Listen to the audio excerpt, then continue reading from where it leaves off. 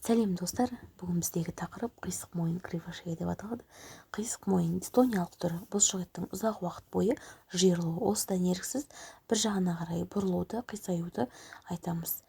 Қисық мойынның пайда болу себептері тұқым қуалау, бұлшықет жүйесінің зақымдалуы, жүре пайда болады. Және де туа біткен қисық мойынның себебі басты шұлғытатын мойын етінің ақауы, немесе бала туған кезде мойын етінің жарақаттануын айтамыз. Және де сәби құрсақ ішінде дұрыс орналаспаса, қанмен қамтамасыз ету бұзылысқа ұшыраған жағдайда осы туа бітті ақаулар орын алады екен, 8-12%.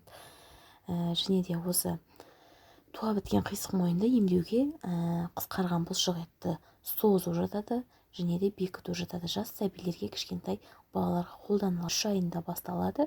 Консервативті ем нәтижесі болады бұның.